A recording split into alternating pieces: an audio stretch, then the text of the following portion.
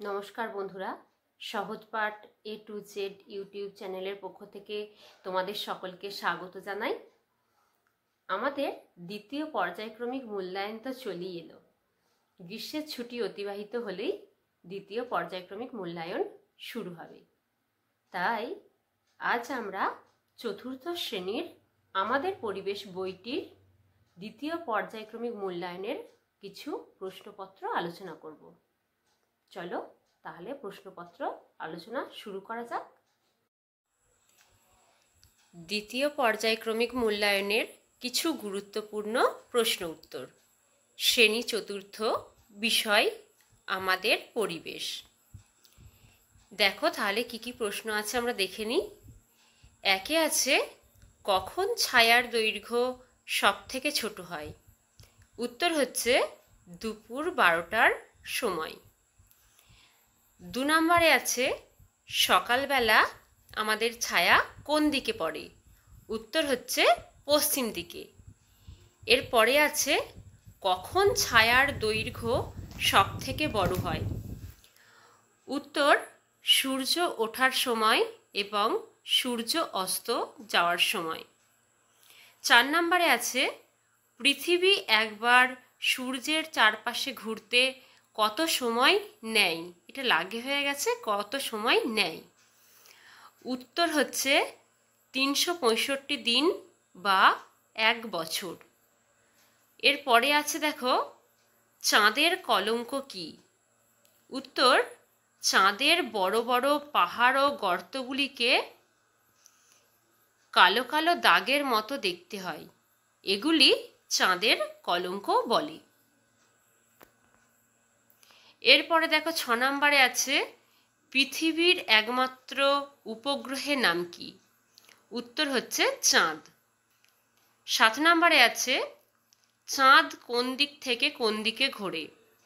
উত্তর পশ্চিম দিক থেকে পূর্ব দিকে। 8 নম্বরে দেখো, কখন চাঁদকে গোল থালার মতো দেখায়? উত্তর পূর্ণিমার সময়। এরপরে আছে, বশিষ্ঠের স্ত্রীর নাম কি? উত্তর অরুন্ধতী। এরপরে আছে, সপ্তর্ষি মণ্ডলে কতগুলি তারা থাকে? উত্তর হচ্ছে 7টি। 11 নম্বরে আছে, কৃত্রিম উপগ্রহ কিসের সাহায্যে মহাকাশে পাঠানো হয়? উত্তর রকেটের সাহায্যে। এরপরে দেখো, দূরবীন কে আবিষ্কার করেন? দূরবীন আবিষ্কার করেন গ্যালিলিও গ্যালিলি।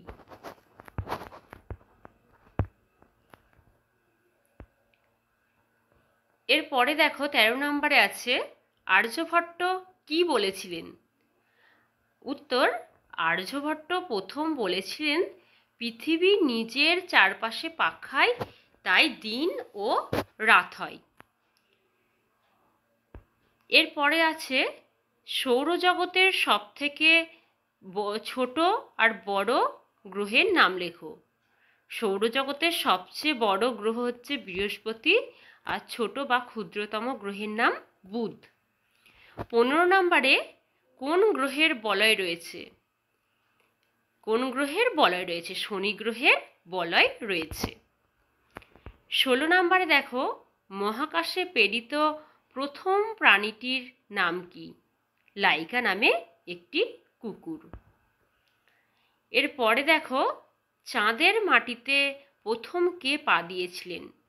উত্তর হবে নীল আর্মস্ট্রং। 18 নম্বরে দেখো, ভারত থেকে কোন মহাকাশচারী প্রথম মহাকাশে গিয়েছিলেন? উত্তর হবে রাকেশ শর্মা। এরপরে দেখো, মঙ্গল গ্রহের বুকে যে সন্ধানী যান পাঠানো হয়েছিল তার নাম কি? মঙ্গল গ্রহের বুকে যে সন্ধানী যান পাঠানো হয়েছিল তার নাম কিউরিওসিটি। 20 নম্বরে দেখো, শনির বুকে যে সন্ধানী যান পাঠানো হয়েছে তার নাম কি? ক্যাসিনি।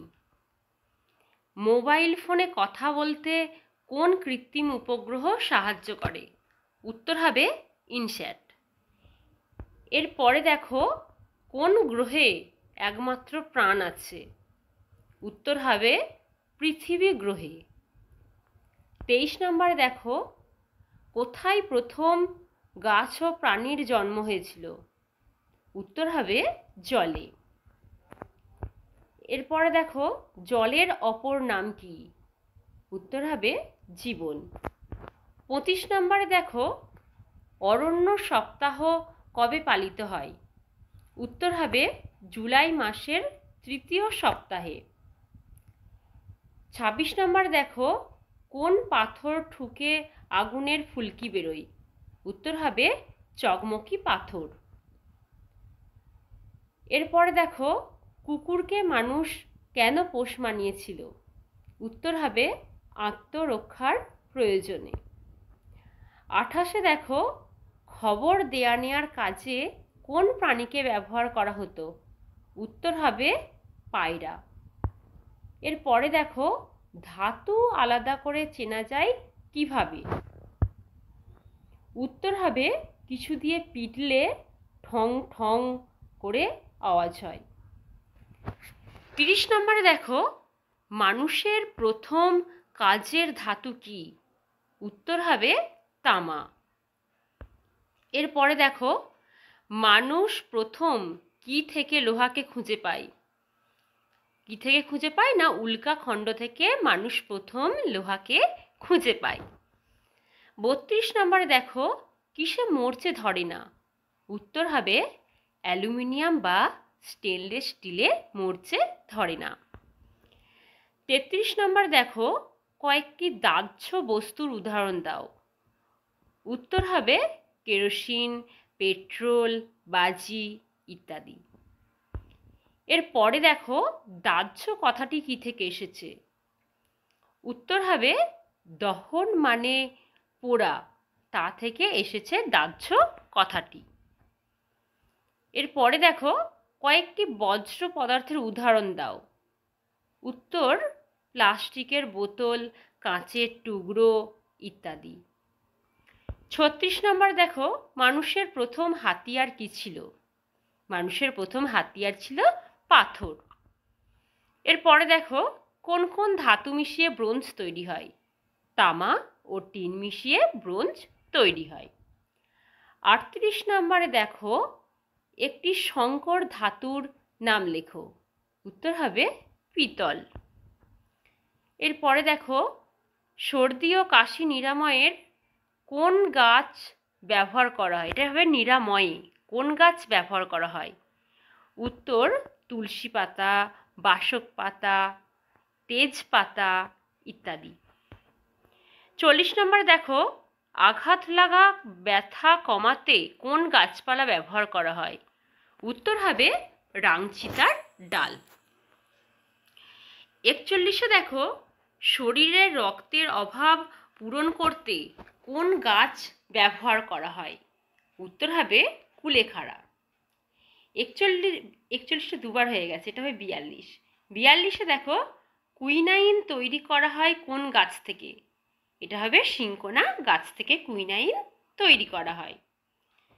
42 দেখো ট্রয়টেন কোথায় দেখা যায়? ট্রয়টেন দেখা যায় দার্জিলিংয়ে। এরপরে দেখো পাহাড়ে কি কি চাষ হয়? পাহাড়ে চাষ হয় ধান, চা, স্কোয়াশ, ফুল, কমলালেবু, নাশপাতি ইত্যাদি। এরপরে 44 নম্বরে দেখো স্কোয়াশ চাষ কোন জেলায় করা হয়? উত্তর হবে দার্জিলিং। 45 দেখো মালাকার কাদের বলা হয়? যারা শোলা বা থার্মোকলের কাজ করে থাকেন তাদেরকে বলা হয় মালাকার। অনেকের মালাকার আর মালাহারের মধ্যে গুলিয়ে যায়। দেখো উপরের যে প্রশ্নটা 45 আমরা দেখছি মালাকার, যে যারা শোলার কাজ করে, আর তারপরেই দেখো 46 আছে পিতল ঢালাই শিল্পীদের কি কি নামে ডাকা হয়? এটা হচ্ছে কোথাও মালাহার, কোথাও স্যাগরা, কোথাও ঢেপ্পু। তাহলে মালাহার বলা হয় পিতল ও ঢালাই শিল্পীদের, আর মালাকার বলা হয় যারা শোলার কাজ করে থাকেন। ঠিক আছে। 47 দেখো ছৌ নাচ কোথায় বিখ্যাত? উত্তর হবে পুরুলিয়া জেলায় ছৌ নাচ বিখ্যাত। এই নাচে মুখোশ পরে এই নাচটা করা হয় বা এই নাচে মুখোশ ব্যবহার করা হয়। 48 দেখো, মৃৎশিল্পের জন্য কোন স্থান বিখ্যাত? মৃৎশিল্প মানে মাটির আর কি কাজের জন্য কোন স্থান বিখ্যাত? এটা হবে নদিয়ার কৃষ্ণনগর। 49 দেখো, কোথায় ডোগরার কাজ করা হয়? বাঁকুড়া ও বর্ধমান জেলায় ডোগরার কাজ করা হয়। 50 নম্বরে দেখো, খাঁচার ভিতর অচিন পাখি গানটি কার লেখা? খাঁচার ভিতর অচিন পাখি গানটি লালন ফকিরের লেখা। এই 50টা প্রশ্ন হচ্ছে আমরা আলোচনা করলাম। এবার হচ্ছে তোমাদের যদি কোনো প্রশ্ন থাকে বা জিজ্ঞাসা থাকে তাহলে কমেন্ট বক্সে অবশ্যই কমেন্ট করবে। আর যদি ভিডিওটি ভালো লেগে থাকে অবশ্যই আমাদের চ্যানেলকে সাবস্ক্রাইব করতে ভুলবে না। ঠিক আছে, আজকে এইটুকুই থাক। পরের দিন আবার তোমাদের কাছে নতুন ভিডিও নিয়ে হাজির হব।